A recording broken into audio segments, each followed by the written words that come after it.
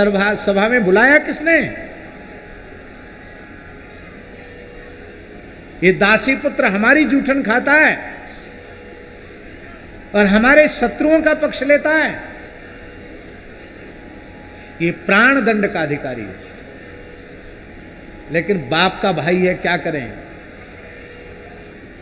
धृतराष्ट्र का भाई है ना, इस नाते से इसको छोड़ा जा रहा है, लेकिन ये रहने लायक नहीं है।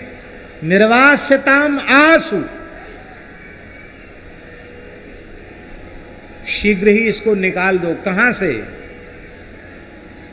निर्वास्यताम आसु, सभातः नहीं, पुरात। निर्वास्यतामातु पुरात श्वसानः, सभा से नहीं, ये हस्तिनापुर में रहने लायक नहीं, भगाओ उसको यहां से। क्या धृतराष्ट्र का यह कर्तव्य नहीं था? तो कहते दुर्योधन, तू मेरे भाई को और प्रधानमंत्री को, जो महात्मा विदुर हैं, उनको तो भरे दरबार में इतने दुर्वचन कह रहा है। लेकिन धृतराष्ट्र तो कह रहा था क्या करें, दुर्योधन बच्चा है, समझता नहीं है। ये भी तो उसी के पीछे पड़े रहते हैं, जब देखो तब दुर्योधन के पीछे पड़े रहते हैं। ये कह रहा था धृतराष्ट्र भीतर से। और मुझे लात मारकर, एक प्रकार से लात मार के ही भगाना हुआ कि नहीं हुआ? अरे लात से बात ज्यादा खतरनाक होती है। लात मारने में उतनी पीड़ा नहीं होती है जितनी भरी सभा में अपमानित करके बाहर निकाल देने में पीड़ा होती है।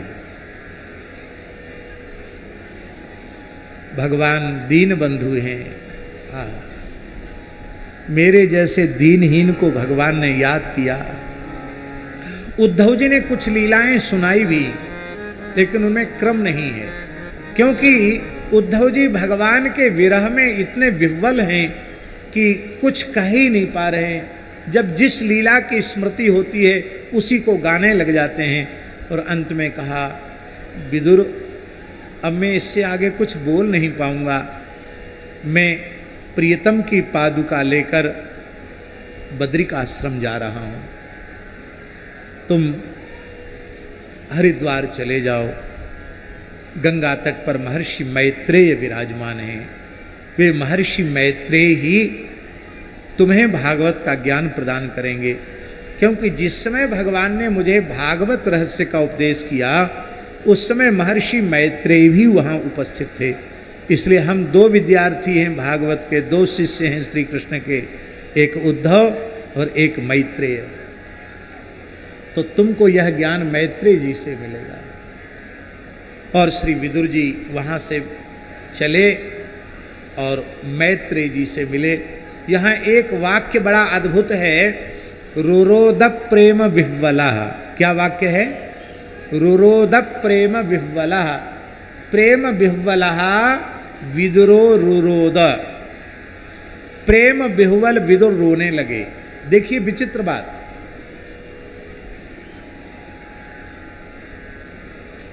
यदुवंश का क्षय हो गया, ये समाचार सुनकर विदुर जी नहीं रोए।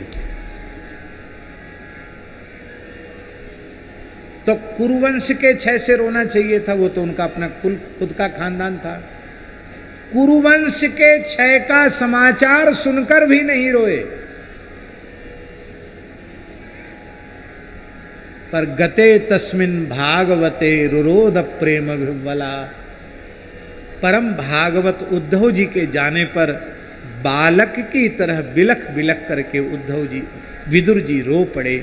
इसका मतलब है विदुर जी को जो शोक युक्त समाचार मिला तो ज्ञानेना शमयत क्षत्ता, उन्होंने अपने ज्ञान से उस शोक का शमन कर लिया, किंतु भक्त के वियोग को वो सहन नहीं कर सके, उसके लिए वे रो पड़े।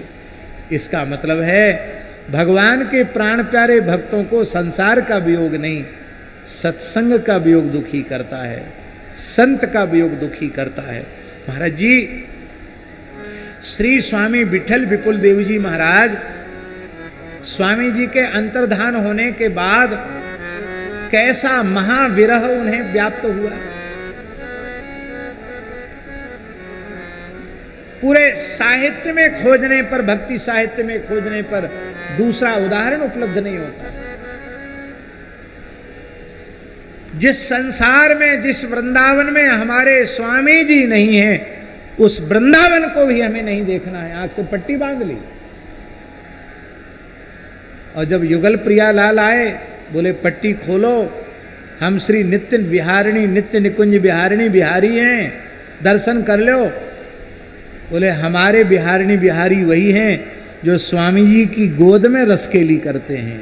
स्वामी जी हैं कि नहीं? बोले स्वामी जी नहीं है। तो जाओ, हमें दर्शन नहीं करने।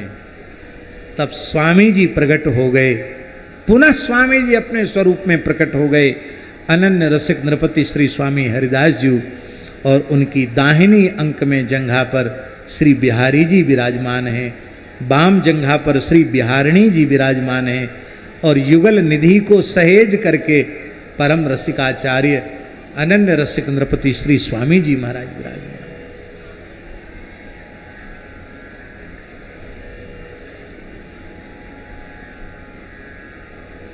स्वामी जी के वियोग का इतना अनुभव क्यों हुआ?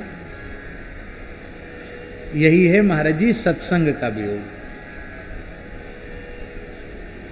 कहां गए स्वामी जी, ये बताओ पहले, कहां गए? कहूं ना गए? ललता जी हैं, कुंज से आए, उसी स्वरूप में विराजमान हो गए। न कहीं आए न कहीं गए, वृंदावन के वृंदावन में, कुंज के कुंज में। लेकिन अब उनका जो मंगलमय दर्शन हो रहा था, जिस स्वरूप के रोम रोम से रस का समुद्र प्रकट हो रहा है, अब वो झांकी अब द्वारा नहीं मिलेगी। इस बात का वियोग है बिठे विपुल देव जी महाराज को। और दर्शन करने के बाद रहे क्या? सदेह कुंज में चले गए।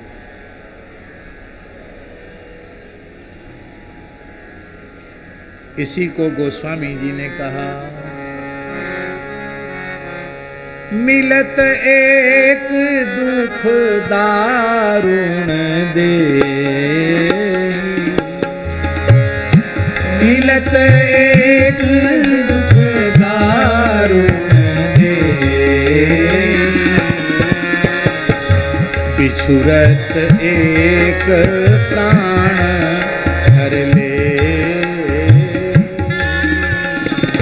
बिछुरत एक प्राण हर ले, बिछुरत एक प्राण हर ले, बिछुरत एक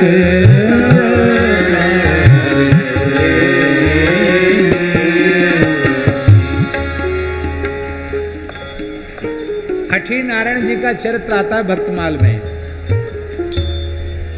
केवल व्रत हठी नारायण, नाभाजी ने लिया ना छप्पे में नाम। पहारी जी महाराज के शिष्य हठी नारायण जी, वो भी बामन द्वारों में एक द्वाराचार्य हैं, हठी नारायण जी का द्वारा। पूज्य गुरुदेव भक्तमाली जी का द्वारा हठी नारायण जी का ही द्वारा था। हठी नारायण जी महाराज, हठी नारायण दास जी महाराज स्वामी श्री कृष्णदास पयोहारी जी महाराज के सदेह अंतर्धान होने के बाद शिष्य बने। आप सोचो, अभी गुरु महाराज के दर्शन नहीं हुए, केवल श्रवण सुयश सुने आई हूं। केवल कानों से पहारी जी का यश सुना और वर्ण कर लिया कि पहारी जी ही मेरे गुरुदेव हैं। थोड़े दिन बाद किसी संत ने आके सूचना दी कि वो तो अंतर्धान हो गए। आपने कहा जिस संसार में मेरे गुरुदेव नहीं हैं, उस संसार में हमको नहीं रहना है। आज भी हिमाचल प्रदेश की गुफा है, वो जगह आज भी है। उस गुफा में हठी नारायण जी चले गए और केवल श्री पहारी जी का ध्यान और उनके नाम का जप आरंभ किया। ठाकुर जी का नाम नहीं, सीताराम राधे श्याम नहीं। पयहारी श्री कृष्णदास, पयहारी श्री कृष्णदास, पयहारी श्री कृष्णदास, ये जपना शुरू किया और रोना शुरू किया। 7 दिन तक रोते ही रहे, ना अन्न न जल कुछ नहीं ग्रहण नहीं किया। 7वें दिन पयहारी जी प्रकट हुए, बोले ओ हठी मैं आ गया। तो नाम तो रखा नारायण दास, पर हठपूर्वक दर्शन किया, इसलिए नाम पड़ेगा हठी नारायण दास। हृदय से लगाया, कुछ काल विराजे, संपूर्ण साधना का उपासना का रहस्य समझाया, फिर अंतर्धान। तस्मिन् गते भागवते रुरोद प्रेम विह्वलः। श्री विदुर जी महाराज मैत्रेय महर्षि के पास आए हैं और उन्होंने प्रश्न किया है, सुखाय कर्माणि करोति लोको नतै सुखम वान्य दुपारमंबा विंदेत भूयस ततएव दुखम यदत्र युक्तम भगवान वदेन्नः। हे भगवान, सारा संसार सुख की आशा से कर्म में प्रवृत्त हो रहा है और परिणाम में उसे दुख भोगना पड़ रहा है। दुख भोगने के बाद भी संसार की प्रवृत्ति से मन हट नहीं रहा है, इसका कारण क्या है? आप कृपा करके बताओ। मैत्रेय जी ने नहीं बताया। आप पूरा प्रकरण देख लो, मैत्रेय जी ने नहीं बताया। मैत्रेय जी केवल सुन रहे हैं और मंद मंद मुस्कुरा रहे हैं। विदुर जी प्रश्नकर्ता भी स्वयं हैं और उत्तरदाता भी स्वयं हैं। कहते भगवान, हमको तो ऐसा लगता है कि सुख की आशा से ये संसारी जीव कर्म में प्रवृत्त होते हैं और परिणाम में दुख भोगने पर भी इनकी वृत्ति इसलिए नहीं हटती क्योंकि इनके अंतःकरण में, इनके हृदय में शरीर संसार के प्रति ममता बन गई, ममता हो गई है उत्पन्न। शरीर संसार के प्रति इनकी जो आसक्ति हो गई है, ममता हो गई है, इस ममता के कारण ही दुख भोगने पर भी इनका मन प्रवृत्ति से हटता नहीं।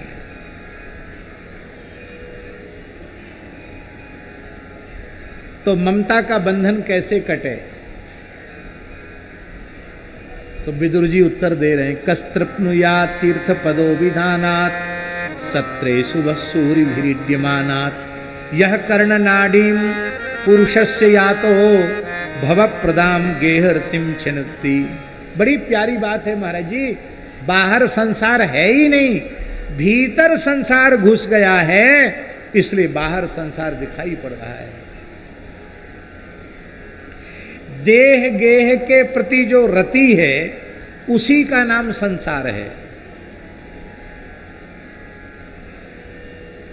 इस रति का बंधन कैसे कटे महाराज?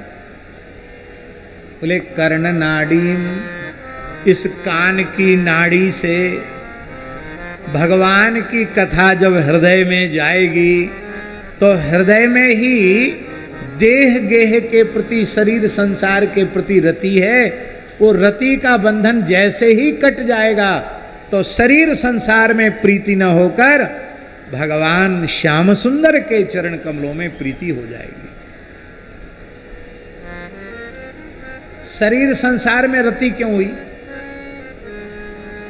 क्योंकि शरीर संसार में आसक्त विषयी पुरुषों के बीच में बैठकर बारंबार विषय चर्चा करने सुनने के कारण कर्ण मार्ग से, नेत्र मार्ग से संसार हमारे हृदय में प्रविष्ट हुआ है।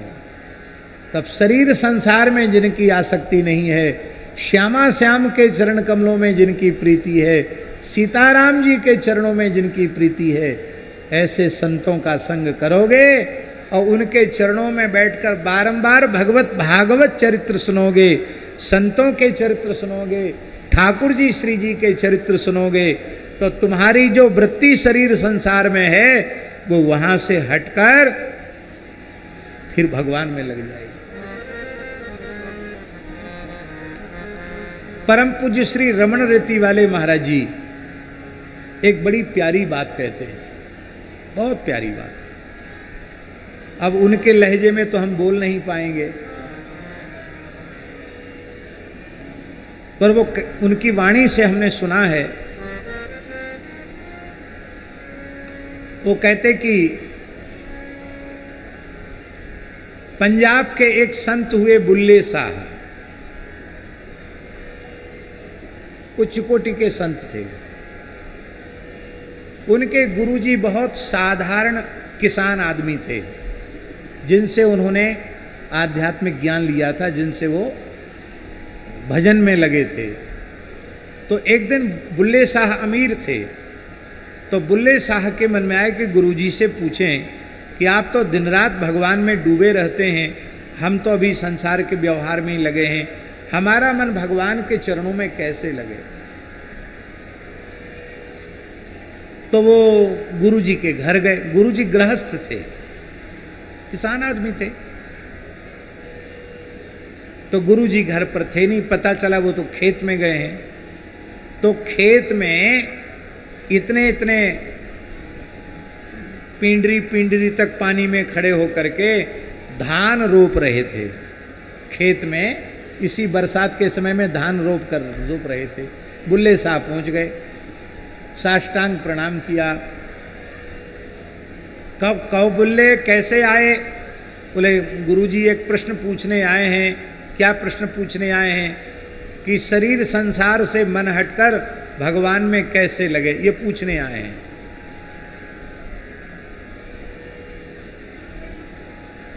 तो उनके गुरुजी ने बड़े सहज भाव से कहा, ई बुल्ल्या रवदा की पौना इत्थे पुटके उत्थे लौना।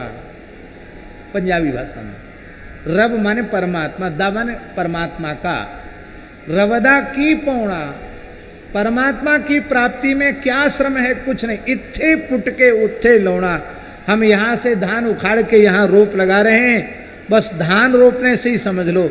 शरीर संसार से अपनी वृत्ति को हटाकर जुगल किशोर जी के चरणों में लगाना है, इसी का नाम है कि तो आसक्ति करने का अभ्यास तो है कि नहीं, वही आसक्ति इनमें जोड़ना है। तो कैसे होगी इनमें आसक्ति? उसका एक ही उपाय है, तब कथामृतम तप्त जीव। भैया कथा के अलावा कोई दूसरा साधन नहीं है। बोलो भक्तवत्सल भगवान की। मैत्री जी बोले आपका प्रश्न भी बहुत समीचीन है और उसका उत्तर भी बिल्कुल ठीक है। और जब ठीक उत्तर है तो आप कृपा करके जो रस आपको मिला है भागवत रस, वो आप हमको प्रदान कर दीजिए। क्यों? आप तो भौरा हैं। आप क्या हैं? भौरा। आप भ्रमर हैं। आपने भागवत रस का पान किया है और मुझे लोग छत्ता कहते हैं। क्या कहते हैं? विदुर जी का एक नाम है छत्ता। तो भौरा रस रखेगो तो काय में रखेगो? छत्ता में ही रखेगो। तो आप भ्रमर हैं, मैं छत्ता हूँ। आपने जो भागवत रस प्राप्त किया है उसे आप मुझ में स्थापित करें। और कैसे भगवान के नाभि से कमल प्रकट होता है, कमल से ब्रह्मा जी प्रकट होते हैं, कैसे पहले 5 प्रकार की अविद्या की सृष्टि होती है, बाद में फिर ध्यान करते हैं तो भगवान सनकादिक रूप में प्रकट होते हैं। सनक सनंदन सनातन सनत कुमार, ये पहला अवतार है भगवान का संतों के रूप में, सनकादिक अवतार। बोलो सनकादिक भगवान की। एक त्यागी तपस्वियों का ग्रंथ है, हमारे झिरकी बगिया वाले महंत जी जानते हैं, सिद्धांत पटल। पुराने त्यागी तपस्वी सब जानते हैं सिद्धांत पटल। पहले बाबा 4 संप्रदाय के सभी साधु जो थोड़ी तपस्या करते हैं ना, धूनी तपते हैं, जटा रखाते हैं, भस्म रमाते हैं, चाहे काठिया हों चाहे मूंजिया हों, सब सिद्धांत पटल पहले साधु पढ़ते थे। अब तो पढ़ना लिखना बंद हो गया। तो सिद्धांत पटल में एक बड़ी सुंदर बात आई है। इतनी अच्छी बात हमें लगी, उससे चारों संप्रदाय का झगड़ा खत्म। सिद्धांत पटल में लिखा है, श्री सनक सनंदन सनातन सनत कुमार चार भाई, चार ने मिलके चार संप्रदा चलाई। उसमें लिखा है, क्या लिखा है? सनक सनंदन सनातन सनत कुमार चार भाई, चारन ने मिलके चार संप्रदा चलाई। इसका मतलब है भैया, चाहे रामानंदी हो और चाहे निम्बार्की हो और चाहे विष्णु स्वामी हो अथवा गौड़ी हो, माध्व संप्रदाय को हो, ये सब आपस में गुरु भाई हैं। चारों ने मिलके चार संप्रदा चलाई। बोलो भक्त वत्सल भगवान की। साधु साधु सब गुरु भाई। ठाकुर ठाकुर में भेद नहीं, आचार्यों में भेद नहीं और संतन में भेद नहीं। यही भक्तमाल का सिद्धांत है। और इस सिद्धांत को माने बिना भक्ति सुरक्षित नहीं है, क्योंकि आचार्य अपराध बन जाएगा, भगवत स्वरूप का अपराध बन जाएगा, नहीं तो किसी संत का अपराध बन जाएगा। भगवत भागवत आचार्यापराध वैष्णवापराध, इससे बचाने वाला कोई ग्रंथ है तो वो नाभा जी का भक्तमाल है। हम सब भक्तमाल के कृतज्ञ हैं। बड़ी सुंदर भक्तमाल की समाज चल रही है। हमारे गिरधर गोपाल शास्त्री जी खूब झूम झूम करके गा रहे हैं। पूरे पूरे पन्ना नगर में माइक लगे हैं। आज भी हम आना चाहते थे पाठ में, लेकिन आज दर्शन के लिए चले गए। लेकिन जिधर से निकले वहीं से शास्त्री जी की समाज सुनाई पड़ रही थी। पूरे गांव में, पूरे शहर में माइक लगे हुए। ठाकुर जी ने चाहा तो कल दर्शन करेंगे, क्योंकि एक दिन भक्तमाल की समाज का भी अनुभव करना चाहिए, दर्शन करना चाहिए। श्री वृंदावन विहारी। और इसी तृतीय स्कंध में सनकादिक भगवान की उत्पत्ति के बाद ब्रह्मा जी के 10 मानस पुत्रों की चर्चा है। उनमें 9 ऋषियों के द्वारा प्रवृत्ति परंपरा का आरंभ हुआ। और 10म जो नारद जी हैं, 10मस्तत्र नारदः, नारद जी के द्वारा विरक्त परंपरा। सनकादिक भगवान और नारद जी, इनसे संन्यास परंपरा, विरक्त परंपरा का आरंभ हुआ। और बाकी 9 ऋषियों से गृहस्थ परंपरा का प्रवर्तन हुआ। ब्रह्मा जी ने अपनी छाया से कर्दम ऋषि को प्रकट किया। और कर्दम जी ने 10,000 वर्ष की कठोर तपस्या की। ब्रह्मा जी ने अपने दाहिने भाग से मनु जी को प्रकट किया, बाम भाग से शत्रुपा को प्रकट किया और उनके भगवान की उपासना आराधना करके सृष्टि की सामर्थ्य उन्होंने प्राप्त की। और ब्रह्मा जी से कहा, भगवान सारी सृष्टि जलमग्न है, मैं दाम्पत्य भाव से सृष्टि का विस्तार कैसे करूं? ब्रह्मा जी ने भगवान का स्मरण किया। ब्रह्मा जी को छींक आई और ब्रह्मा जी के नासा विवर से भगवान यज्ञवाराह प्रकट हो गए। बोलो यज्ञवाराह भगवान की। मथुरा के देवता बाराह जी हैं। हाँ, सबते पुराने वही हैं। शत्रुघ्न जी लेके आए बने। कहां से लेके आए?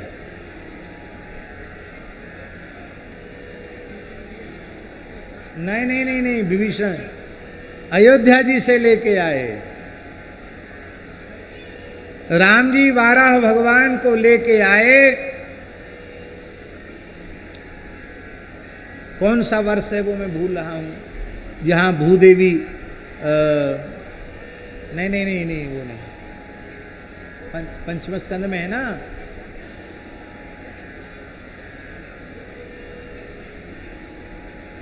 जो भारतवर्ष के अंतर्गत 9 वर्षों का वर्णन है, उसमें अलग अलग वर्ष के अलग अलग देवता हैं।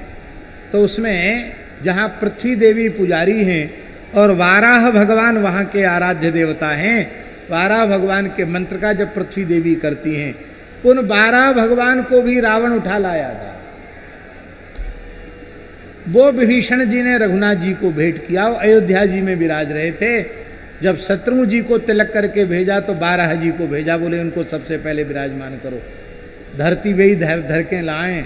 हमारे 12 घाट वाले महंत जी बड़े विनोदी हैं। कई बार बड़े विनोद में कहते हैं, सबरी धरती 12 घाट की है। हमने कहा कैसे?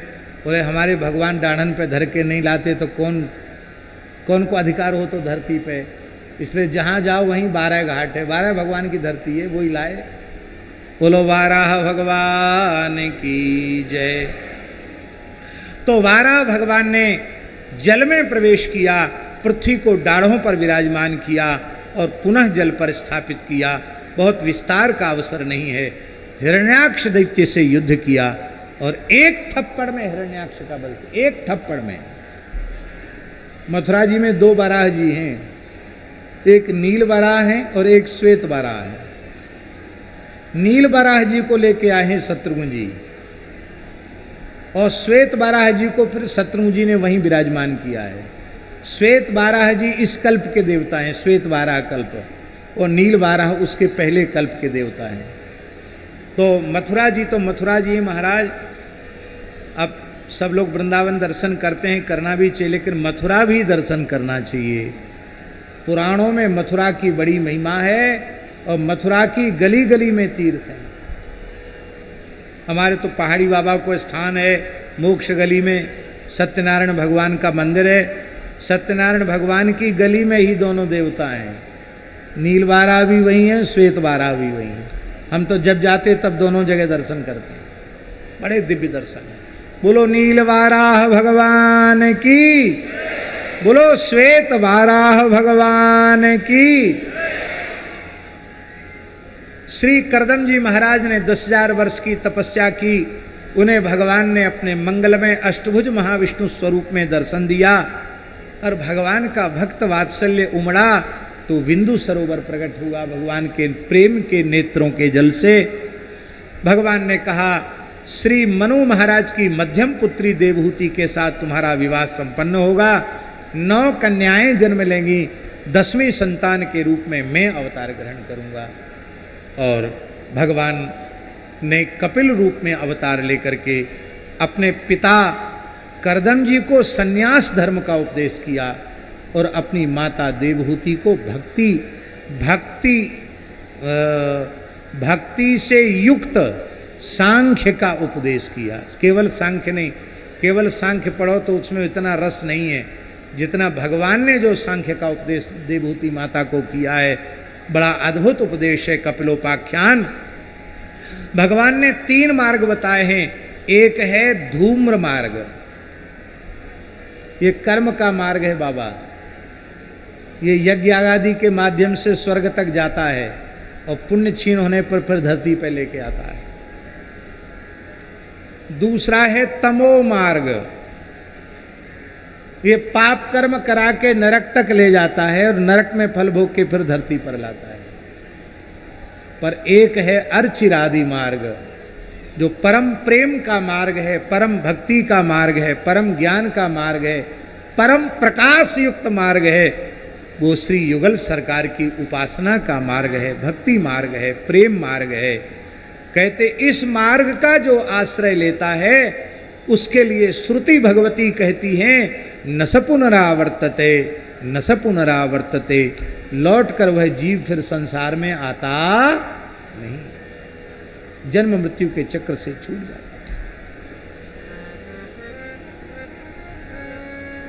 और क्या सुनना चाहती हो माता जी, बताओ।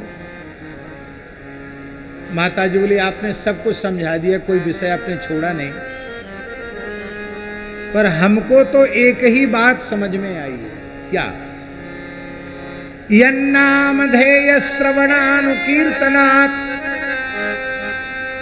यत्प्रह्वणाद्यत् स्मरणादपि क्वचित् स्वादोपि सद्यः सवनाय कल्पते कुतः पुनस्ते भगवन् दर्शनात्। हमें तो आपके नाम की महिमा समझ में आई है। आपके नाम का कोई श्रवण कर ले, कीर्तन कर ले, आपके चरणों में प्रणाम कर ले। यहां क्वचित शब्द है, क्वचित, क्वचित माने रोज रोज नहीं, कभी कभार संतों के बहकावे में आकर थोड़ी देर कथा में बैठ जाए, कीर्तन में बैठ जाए, कभी आपको प्रणाम कर ले। भूले भटके भक्ति का आचरण करने वाला चांडाल भी सोमयाजी ब्राह्मण के समान आदर का पात्र हो जाता है। फिर कोई ईमानदारी से आपकी शरण में होके भजन में लग जाए, आपके नाम का आश्रय ले ले और आपका प्रत्यक्ष दर्शन कर ले, तब तो कहना ही क्या है। कुतः पुनस्ते भगवन दर्शनात्। और भगवन मेरी समझ में आया है। अहो बतस स्वपचोतो गरीयान यज्जुह्वाग्रे वर्तते नाम तुभ्यम ते पुस्तपस्ते जुहुबुहु सस्नुरार्या ब्रह्मानुचुर्नाम गृणन्त्येते। क्या प्यारा श्लोक है भागवत जी का। धन्य है माता देवहूति को। माता देवहूति कहती हैं भले ही वो चांडाल कुल में पैदा क्यों न हुआ हो, यदि उसकी जिह्वा के अग्रभाग पर आपके नाम का नृत्य होता रहता है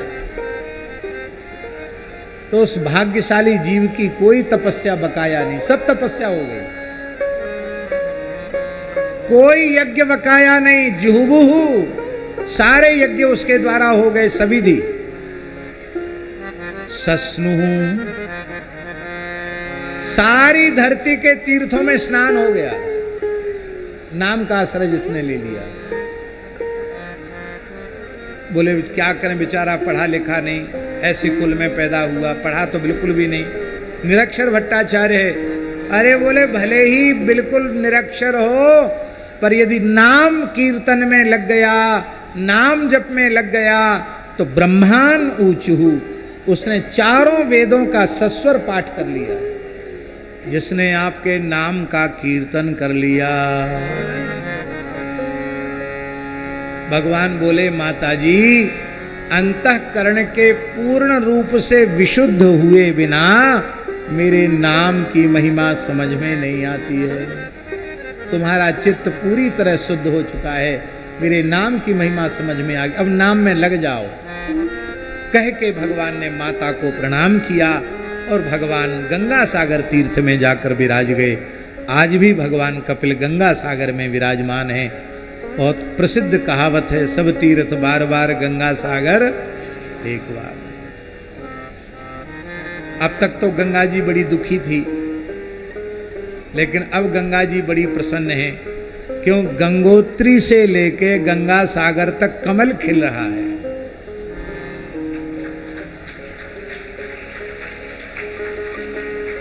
गंगोत्री से लेके गंगा सागर तक कमल खिल रहा है। हाँ, बंगाल में भी कमल खिल गया। बंगाल में ही तो गंगा सागर, उत्तराखंड में गंगोत्री है और बंगाल में गंगा सागर है। तो पूरब से उत्तर तक पूरा कमल खिल गया महाराज, केवल दक्षिण बाकी है, वो उसमें भी कभी न कभी कमल खिल जाएगा। पर भैया हम फिर कहें, ये कमल खिलना सार्थक तभी होगा जब भारतवर्ष की धरती गौ हत्या के कलंक से मुक्त हो।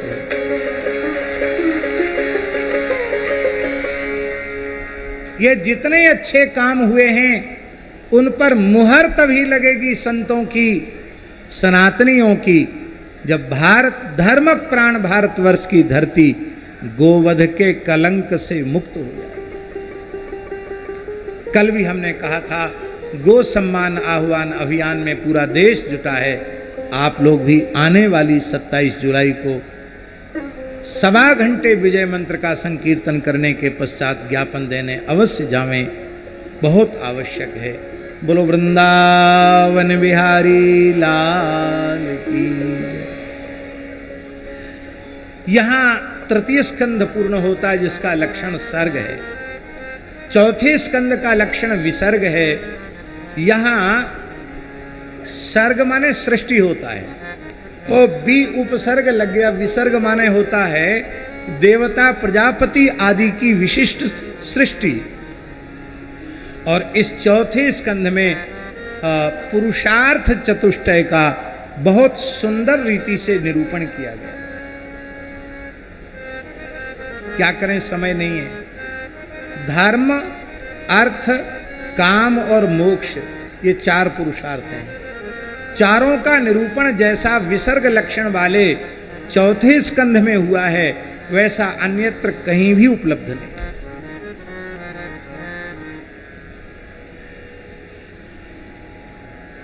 धर्म के वंश का वर्णन, धर्म की 13 पत्नियां और धर्म का वंश, उसके वंश में नर नारायण। फिर अधर्म के वंश का वर्णन, जिसका परिणाम यातना और निरय, ये चौथे स्कंद में है ना विषय। और धर्म किया गया बड़ी सावधानी पूर्वक। धर्म का, बहुत ध्यान से सुने भाई, शोरगुल ना करें। धर्म का जो क्रियात्मक स्वरूप है वो है यज्ञ। यज्ञेन यज्ञमयजन्त देवास्तानि धर्माणि प्रथमान्यासन्न तेहना कम महिमानः ससन्ते त्रिपूर्वे साध्याः सन्ति देवा। सह यज्ञाः प्रजाः सृष्ट्वा पुरोवाच प्रजापति अनेन प्रशविष्यध्वम अयम्बोस्तुष्ट कामधुक्। गीता जी में यज्ञो वै विष्णु। हमारी संस्कृति ही यज्ञात्मक है। ये तो धर्म का व्याख्यान वाला स्वरूप है, लेकिन इस धर्म का प्रयोगात्मक स्वरूप क्या है? यज्ञ।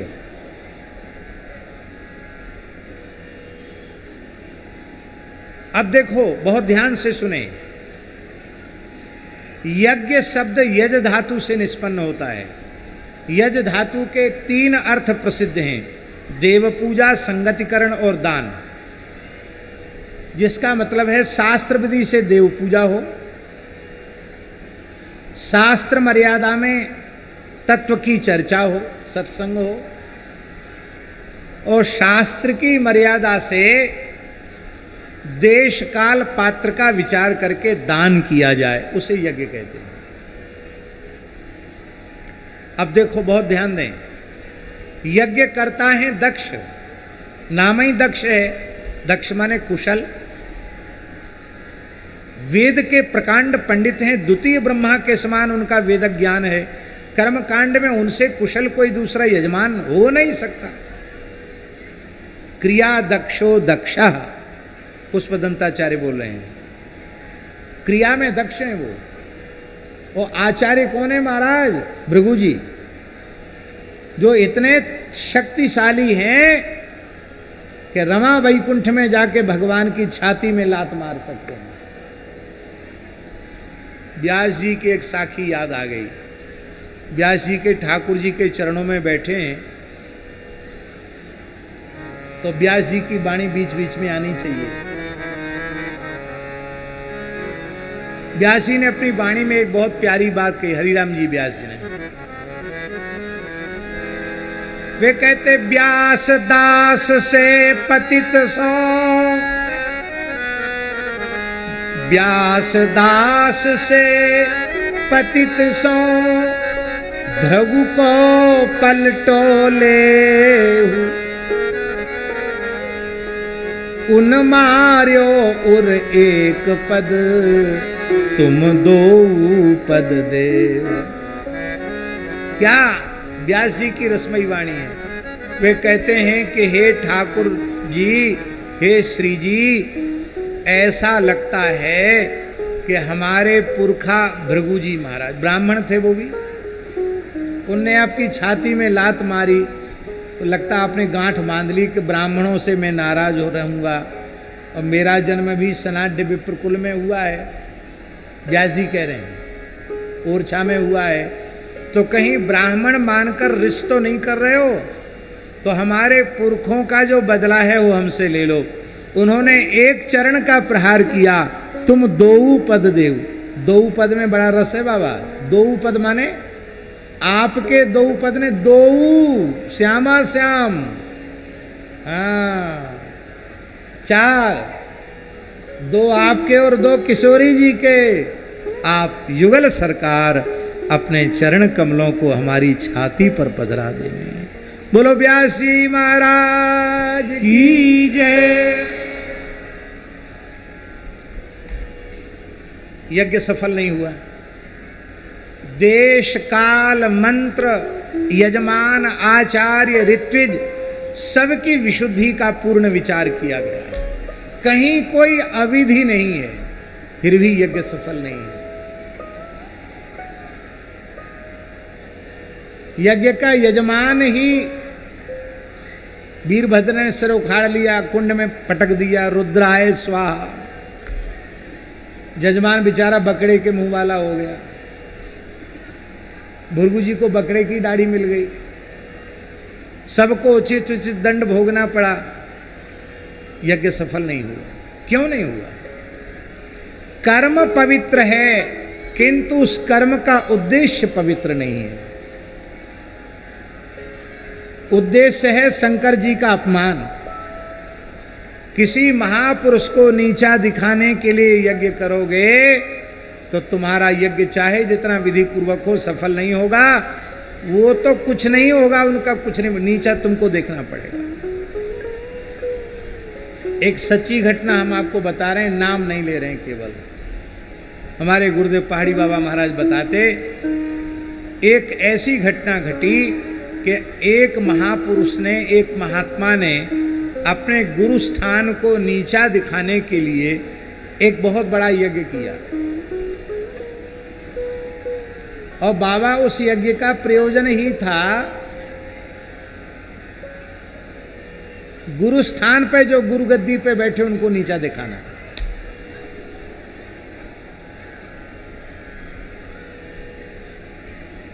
पूरे भारतवर्ष के संत महापुरुष बुलाए गए थे, सभी संप्रदायों के संत महंत महामंडलेश्वर श्री महंत धर्माचार्य अनीय अखाड़े चतुर संप्रदाय के सब आए, केवल गुरु स्थान में न्योता नहीं दिया। महाराज जी को न्योता नहीं दिया, पहाड़ी बाबा को। महाराज जी तो वैसे भी जाते कम थे, नहीं जाते, लेकिन न्योता नहीं दिया जानबूझ के, ना पत्रिका में नाम न न्योता। महाराज जी कुछ नहीं बोले। बड़ा भारी यज्ञ हुआ, राजस्थान की बात है।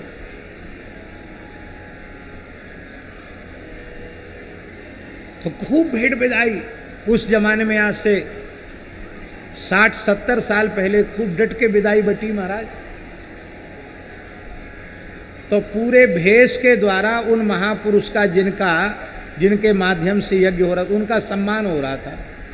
उसी सम्मान में पता नहीं एक 1200 बाबा जी कहाँ से आयो और नाली की कीच कांदो भर के और ऐसे सिर पे पटक के जूता चप्पल कचड़ा कूड़ा गंदगी सबरी सिर पे, जहाँ फूल बरसाए जा रहे थे वो सबरी गंदगी सिर पे पटक के बोला, गुरु स्थान का अपमान करके फूलों की वर्षा करा रहा है, घोर नरक में जाए। कह के जाए भाग्य चला गया।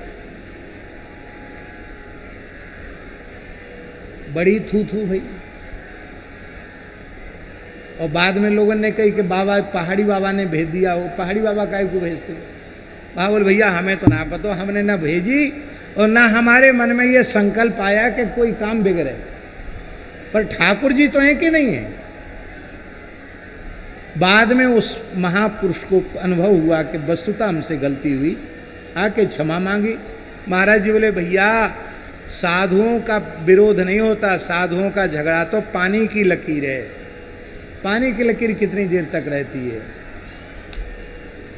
तुम न्योतो देते तो हमें नहीं आना तो, नहीं दिया तो भी अच्छा, हमें कोई अपमान सम्मान का ज़्यादा वो नहीं है। पर चलो कोई बात नहीं, तुम्हारे मन में पश्चाताप है तो प्रसन्न रह जाए। सच्ची घटना। कर्म पवित्र है पर उद्देश्य पवित्र नहीं है तो आपको नीचा देखना पड़ेगा, नरकों में जाना पड़ेगा। भगवान शंकर की कृपा से फिर यज्ञ पूर्ण हुआ। जब शंकर जी का सम्मान हुआ तो भगवान यज्ञ नारायण प्रकट हो गए। तो ये धर्म रूपी पुरुषार्थ का ठीक से विवेचन किया गया। धर्म भी करो, धर्म का उद्देश्य भी पवित्र होना चाहिए। दूसरा पुरुषार्थ है बाबा अर्थ, और अर्थ अनर्थ की जड़ है। आदि शंकराचार्य भगवान कहते हैं अर्थम अनर्थम भावय नित्यम, अर्थ को अनर्थ की जड़ मानो। रोज चिंतन करो कि जो अर्थ है वही अनर्थ का कारण है। और सच्ची बात है, संसार में जितने लड़ाई झगड़ा है सब अर्थ के पीछे है। आप बताओ महाराज जी, जिसके पास एक फूटी कौड़ी ना हो और 1 इंच भूमि ना हो, उसके पास कोई झगड़ा होता है? होता झगड़ा? नहीं। झगड़े का कारण ही नहीं है तो झगड़ा होगा कहां से?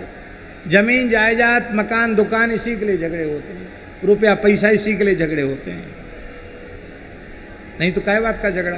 कोई झगड़ा नहीं। अर्थ अनर्थ का कारण है, किंतु वही अर्थ यदि ठाकुर जी के द्वारा प्रसाद रूप में दिया जाए तो वो सेवा में लगाने वाला है और अनर्थ में फंसाने वाला नहीं, अनर्थ से छुड़ाने वाला। ध्रुव जी का चरित्र अर्थ रूपी पुरुषार्थ का निरूपण है। ध्रुव चरित्र, ये भाव श्रीधर स्वामी जी का भाव बोल रहे हैं हम, श्रीधरी टीका का भाव।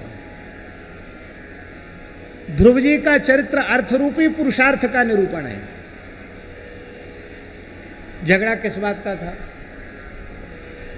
उत्तम को गोद में बैठे देखता, ध्रुव जी की इच्छा हुई कि मैं भी अपने पिताजी की गोद में बैठूं। सौतेली मां सुरुचि ने बैठने नहीं दी, इसी बात का तो झगड़ा था। कुछ उटपटांग कटुवचन बोले, सुनीति ने कहा बिल्कुल ठीक है, पिता की गोद में बैठ के भी उतरना पड़ेगा, भगवान की गोद में बैठ के उतरना नहीं पड़ेगा, बेटा भगवान की शरण में जाओ।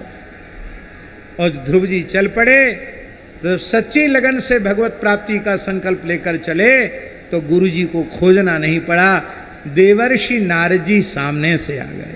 बोलो नारद जी महाराज की जय जय श्री राधे। क्या करें, समय तो हो गया, लेकिन नारद जी की एक झांकी का वर्णन हम जरूर करेंगे। बोलो भक्त वत्सल भगवान की जय। जय जय श्री राधे, जय जय श्री राधे, जय जय श्री राधे। श्री मलुकदास जी महाराज ने भी ध्रुव जी का चरित्र बड़ा अद्भुत रसमय शब्दों में लिखा है। वाणी तो बहुत बड़ी है मलुकदास जी की, ये तो कुछ अंश है उसका वाणी का। इसमें उन्होंने नारद जी की झांकी इतनी प्यारी लिखी है और नारद जी का और ध्रुव जी का मिलन का इतना अद्भुत वर्णन मलुकदास जी ने किया है, क्या कहना महाराज। हाँ हाँ हाँ,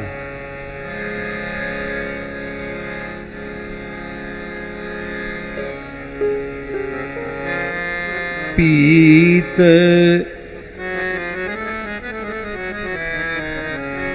पीत बसन कर बीन, तिलक द्वादश अंग सोहे।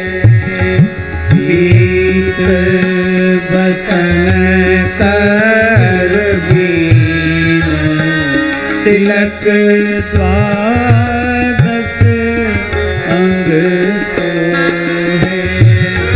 गावत गुण गोपाल, प्रेम त्रिभुवन मन मोह।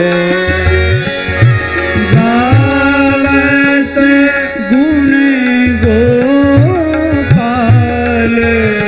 प्रेम त्रिभुवन पति मोहे। गावत गुण गोपाल, प्रेम त्रिभुवन पति मोहे।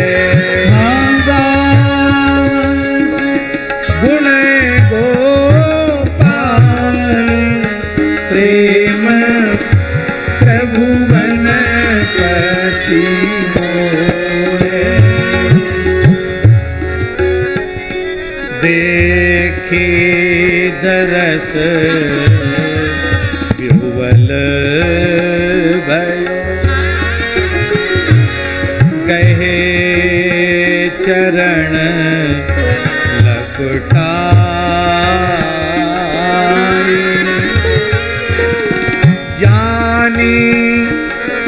प्रेम की प्रीति लखी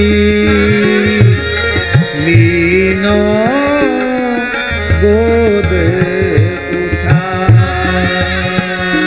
लीनो गोद उठा। अभी ध्रुव जी पहचानते नहीं कि नारद जी हैं, पर संत वेश देख के साष्टांग प्रणाम किया। संतों के प्रति आदर भाव देख करके नारद जी ने उठा करके बालक ध्रुव को गोद में ले लिया। ये गोद में लेने वाली बात भागवत जी में नहीं लिखी, ये मलुकदास जी कह रहे हैं। ध्रुव जी को गोद में ले लिया और गोद में लेकर क्या किया? पीतांबर सोची कही नारद शुभ भाषा। पीतांबर सोची कही नारद शुभ भाषा। कहू सुत मन कामना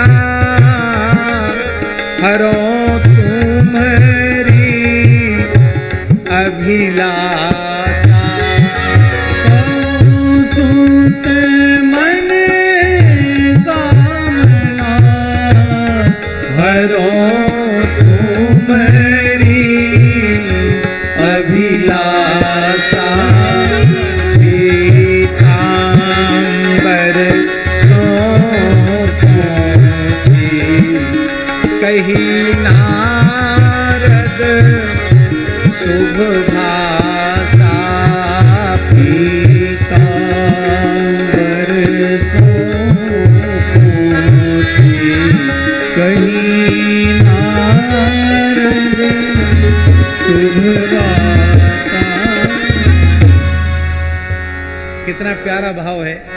ध्रुव जी के शरीर में धूल मट्टी लग रही, नारद जी ने अपने पीतांबर से पूछा, चुचकारा पुचकारा, कहा बेटा तुम्हारे मन की इच्छा पूर्ति करने के लिए मैं आया हूं, बोल तुम्हारे मन में क्या इच्छा है।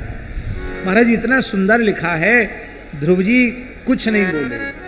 बोले बेटा तुम मौन क्यों हो? बोले पहले आप ये बताओ आपको नाम क्या है। बोले बेटा तुमने मुझे पहली बार देखा इसलिए तुम पहचानते नहीं हो, मैं देवर्षि ब्रह्मपुत्र नारद हूं। अच्छा भगवान के पार्षद नारद जी आप ही हैं, तो आपकी कथा तो हमारी मैया सुनीति बहुत सुनाती है, और वो बताती है कि जो जीव भगवान की प्राप्ति के लिए चलता है उसका मार्गदर्शन नारद जी करते हैं।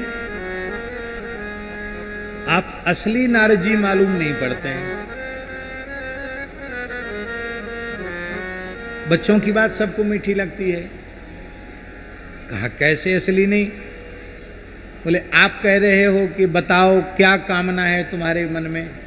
जब नारद जी हो तो अंतर्यामी जान के पूछत जेऊ अजान। जब आप अंतर्यामी हैं फिर पूछ क्यों रहे हैं? आहा कितने बढ़िया उत्तर दिए हैं ध्रुव जी ने।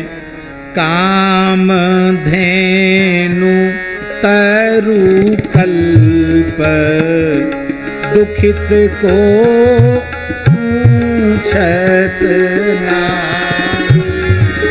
काम धेनु तरु कल्प दुखित को पूछत नाही।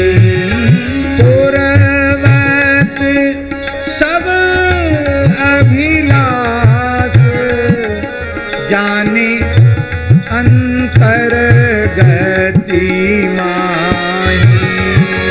पुरवत सब अभिलाष जाने अंतर गति माही। इतना सुंदर है, कई बार लगता है कि ध्रुव जी का चरित्र मलुकदास जी की वाणी का आश्रय लेकर के इतना प्यारा लिखा है। कामधेनु पूछते किसी से कल्पवृक्ष पूछता है, संत गुरु तो कामधेनु से बढ़ के हैं, कल्पवृक्ष से बढ़ के हैं, आप क्यों पूछ रहे हैं? भगवान नारद जी बोले, फिर भी तुम अपने मन की तो बताओ। तो ध्रुव जी ने कहा, जिस आनंद में शंकर जी डूबे रहते हैं, जिस आनंद में सनकादिक भगवान डूबे रहते हैं, जिस आनंद में 24 घंटे 8 प्रहर 64 घड़ी आप डूबे रहते हो, वो आनंद मुझे दे दो बस, और हमें कुछ नहीं चाहिए। वो आनंद तो जुगल किशोर जी हैं और कोई दूसरो ना है। वो आनंद केवल और केवल जुगल किशोर जी हैं। भगवान की प्राप्ति ही परमानंद है, इससे बढ़कर आनंद नहीं है। बोले ठीक है, ले द्वादशाक्षर मंत्र और चतुर्भुज स्वरूप का ध्यान बताया। और कहाँ भेजा? मथुरा भेजा। तत्तात गच्छ भद्रम ते मथुरा यमुनायास तटम शुचि पुण्यम मधुवनम यत्र सान्निध्यम नित्यदाहरे। आचार्य जी, ये बड़ी ऊंची बात है। 28वीं चतुर्युगी के द्वापर के अंत में कृष्णावतार हो रहा है, और प्रथम मनवंतर स्वयंभू मनवंतर, उसके प्रथम चतुर्युगी के सतयुग के भक्त हैं ध्रुव जी। और उस समय नारद जी कहते हैं कि मथुरा में श्री कृष्ण निरंतर विराजते हैं। यह है मथुरा की महिमा। आधे क्षण के लिए ठाकुर जी मथुरा नहीं छोड़ते।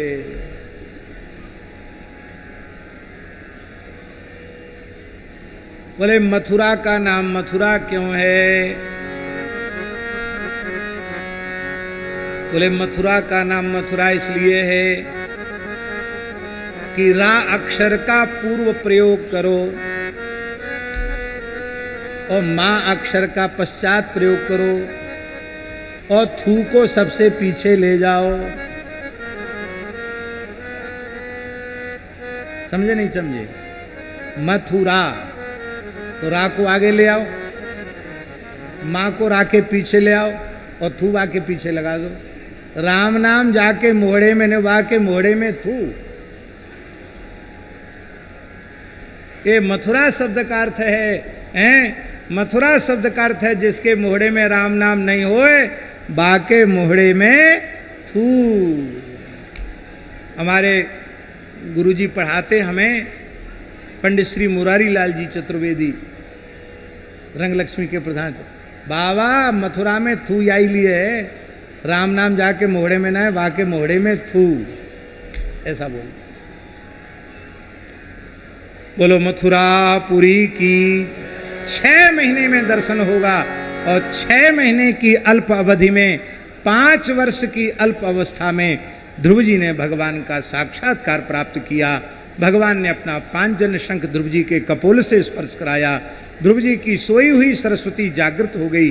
बड़ी विलक्षण ध्रुव जी ने स्तुति की है, बड़ी निष्कामता है ध्रुव जी की स्तुति में। भगवान ने कहा तुम्हारा 36,000 वर्ष का राज्य होगा, तुम्हारा भाई उत्तम यक्ष के द्वारा मारा जाएगा, और ततो गंतासि मत स्थानम सर्वलोक नमस्कृतम, फिर तुम काल के सिर पे पैर रख के मेरे धाम को आओगे, जहां सूर्य चंद्रमा सप्तर्षि ग्रह नक्षत्र तारे तुम्हारी परिक्रमा किया करेंगे, सब चलायमान होंगे, तुम अविचल रहोगे। तो ये अर्थ रूपी पुरुषार्थ, संसार का दिया मत लो, देवी देवता का दिया मत लो, जुगल किशोर जी का दिया हुआ लो, तो वो सेवा में लगाएगा, अनर्थ में नहीं लगाएगा।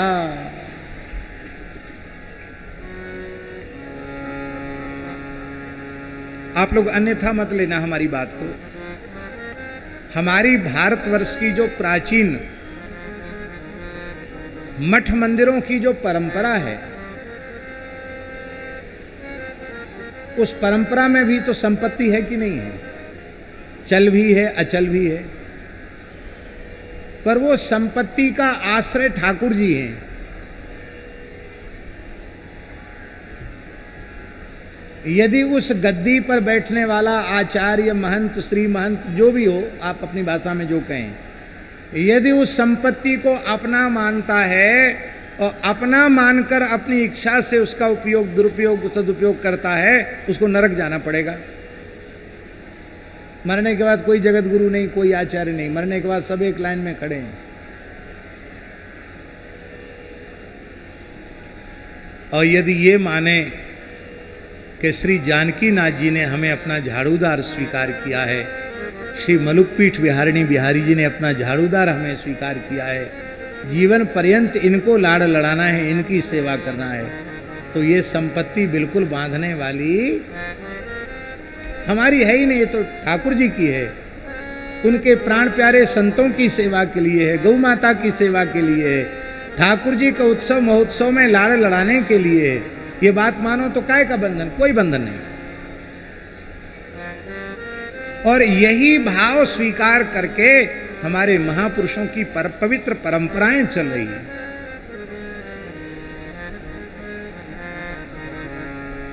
और सच्ची बात यह है बाबा, रमण रेती वाले महाराज जी की एक बात हमें बहुत अच्छी लगती, वो कहते हैं कि भजन त्याग तपस्या तो पुरखा कर गए, हम तो मौज मारने आए। बोलो वृंदावन बिहारी। और सच्ची बात है कि नहीं? हमारे जो पूर्वाचार्य थे, सारी त्याग तपस्या भजन तो उनका है, और हमने क्या किया? हमको तो बढ़िया मोहिनी बिहारी जी ने अपने चरणों में जगह दे रखी है, और नित्य प्रसाद उत्सव महोत्सव आनंद, तो हमने तो कुछ किया नहीं। ये सब किया हमारे पूर्वाचार्यों ने, और उसका फल भोग हम लोग कर रहे हैं। बोलो वृंदावन बिहारी। हम लोगों ने क्या किया? हम लोग तो परसदिया भगत हैं।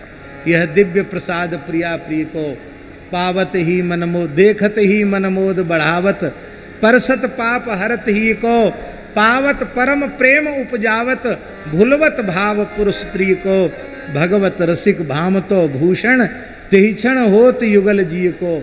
यह दिव्य प्रसाद, हम तो प्रसाद पाने वाले परसदिया भगत हैं। तपस्या तो हमारे आचार्यों ने की है, हमारे पूर्वाचार्यों ने की है। बस अहंकार ना आने पावे कि ये हमारा है, हमारी संपत्ति है, हम इसके मालिक हैं। मालिक तो भैया ठाकुर जी हैं, हम उनके चरण सेवक हैं।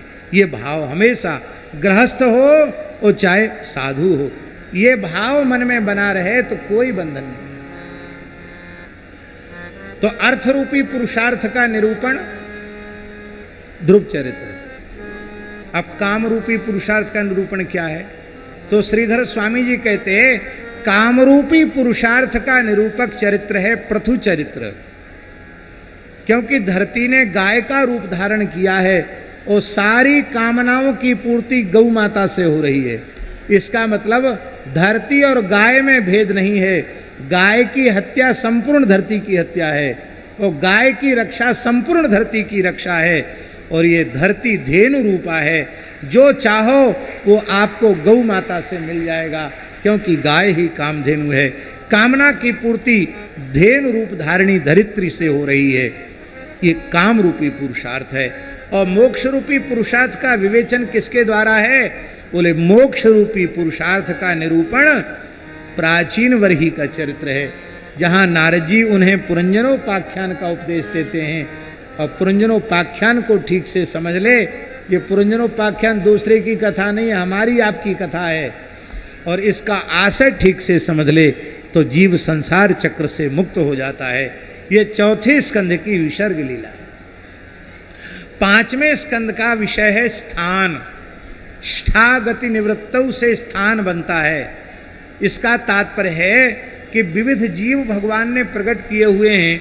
अपने अपने कर्मों के संस्कार लेकर के जीव प्रकट होते हैं, तो उनके कर्म फल भोग की व्यवस्था भी होनी चाहिए। उनके कर्म फल भोग की व्यवस्था के लिए ही 84 लाख योनियां हैं। उनके कर्म फल की व्यवस्था के लिए ही स्वर्ग नरक आदि 14 भुवन कोश ब्रह्मांड है। तो उसकी क्या स्थिति है, उसका भगवान ने शुकदेव जी ने बड़ा विधिवत निरूपण किया है। इसी में राजर्षि भरत का उपाख्यान है। इसी में जड़ भरत के द्वारा किया गया उनको तत्व ज्ञान का उपदेश है। प्रियव्रत महाराज का उपाख्यान है। प्रियव्रत के वंश में भगवान ऋषभ देव का चरित्र है। श्री भरत जी महाराज का चरित्र है, जिन्होंने रहुगण को तत्व ज्ञान का उपदेश किया। अतल वितल सुतल महातल रसातल पाताल का वर्णन है। हाटकेश्वर का वर्णन है। शेष भगवान की स्थिति का वर्णन है, 7 द्वीप 7 समुद्रों का वर्णन है और जम्बू द्वीप का वर्णन है। जम्बू द्वीप के पृथक पृथक 9 वर्षों का वर्णन है। कुरुवर्ष, ध्यान दें शास्त्री जी, जो धरती माता की बात बता रहे, कुरुवर्ष नाम है उसका, कुरुवर्ष। तो श्री वृंदावन बिहारी कुरुवर्ष उसका नाम है। तो महाराज जी इस प्रकार से उसका पूरा वर्णन किया है और किस किस वर्ष में भगवान किस किस स्वरूप में विराजते हैं और किस किस प्रकार के उपासक उनकी किस किस मंत्र से उपासना करते हैं, इसका वर्णन है।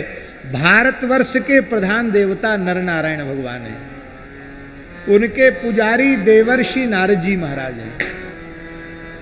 इसलिए जो भारतवासी हैं उन्हें अपने जीवन में, यदि भारतवर्ष की धरती पर जन्म लिया है तो अपने जीवन में एक बार बद्रिकाश्रम जाकर बद्री नारायण का दर्शन जरूर करना चाहिए। महाराज पुराणों में लिखा है, भारत की धरती पर जन्म लेकर बद्रिकाश्रम में जाकर बद्री नारायण का दर्शन न करे तो धरती उसे श्राप देती है। भारत में जन्म लेकर बद्रीनारायण का दर्शन नहीं किया इसने, यहाँ के देवता है। अब कछु ब्रजवासी संत सोच रहे हो भैया हम तो ब्रज से कहूँ जावे आवे नहीं, ये तो जुगल किशोर जी के कारण यहाँ चले आए, तो उनके लिए हमारे ब्रज में ही आदि बद्री के रूप में ठाकुर जी बैठ गए। कहूँ दूर जाए की जरूरत ना है, वहीं आदि बद्री पे बद्रीनाथ नंद बाबा को आवाहन किए, वहाँ दर्शन करके भी आनंद हो सकता है। किंतु जो अभी ब्रजभूमि के बाहर आते जाते हैं उनको एक बार अवश्य बद्रीनाथ का दर्शन करना चाहिए।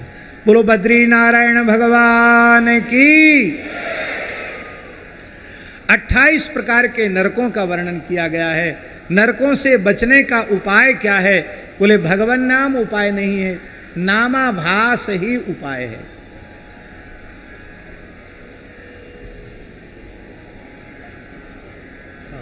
हाँ ठीक ठीक है, ठीक है, ठीक। जय जय श्री राधे।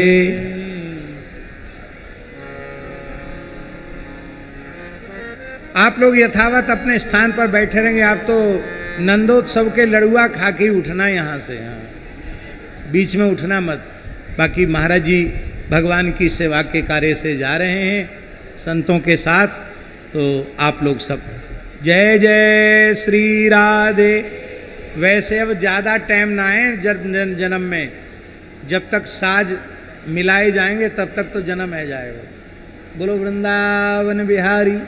करें वहाँ तैयारी करें। तो इस प्रकार से 28 प्रकार के नरकों का वर्णन है। नरकों से बचने का उपाय क्या है? 3 उपाय बताए हैं सुखदेव जी महाराज ने।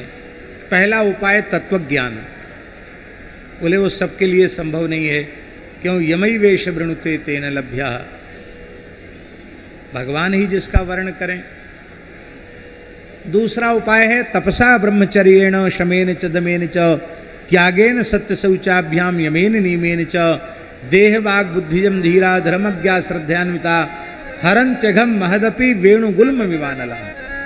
तो ये भी कठिन है, करने लगो तो बहुत कठिन है। अब मनवाणी क्रिया से अहिंसा का पालन कितना कठिन है। खूब अहिंसा पर प्रवचन करते हैं हम आप, और जब बड़ा बाला मच्छर डांस बैठता है और अपना पाइप भीतर घुसाता है तो सब ज्ञान ध्यान चल ऐसे करते हैं। अरे मर गया बेचारा, राम राम मर गया। मर गया कि मार दिया तुमने? मर थोड़ी गया, मार दिया तुमने। पर ऐसे पटक के कहते हैं बेचारा मर गया। और बहुत से लोग तो ऐसे होते हैं, बहुत साफ सफाई से तो रहते नहीं हैं।